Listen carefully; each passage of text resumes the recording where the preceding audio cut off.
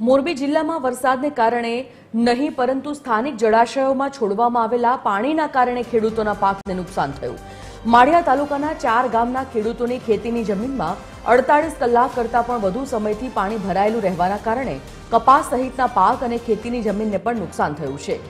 જીકિયારી ગામ પાસે આવેલ ઘોડાધોઈ ડેમમાંથી દરવાજા ખોલીને ઘોડાધોઈ નદીમાં પાણી છોડવામાં આવ્યું હતું। જો કે તે પાણી નદી વહેણ બંધ હોવાને કારણે વિશાલનગર, માણાબા, ચીખલી અને સુલતાનપુર સહિતના ગ્રામ્ય વિસ્તારના ખેડૂતોની અંદાજે 1000 હેક્ટર કરતાં વધુ જમીનમાં પાણી ભરાઈ ગયું, જેથી ખેડૂતોના ઊભા પાકને નુકસાન પહોંચ્યું છે।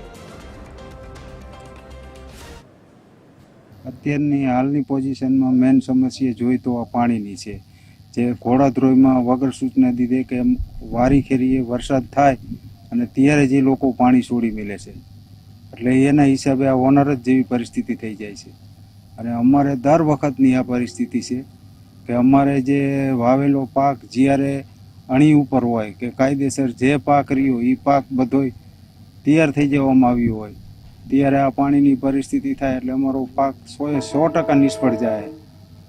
માણાબા, સુલતાનપુર, ચીખલી, વડુસર ગામોમાં ઘોડાધોઈ ડેમનું પાણી અને સતત 24 કલાકથી વરસાદ માળિયા તાલુકામાં વરસતો હોય એટલે અહીંયા ખેતરોમાં પાણી નદીમાંથી ખેતરોમાં પાણી આવી જવા પામેલ છે, જેથી કપાસ, સોયાબીન, એરંડા જેવા પાકોમાં નુકસાન થવા પામેલ છે।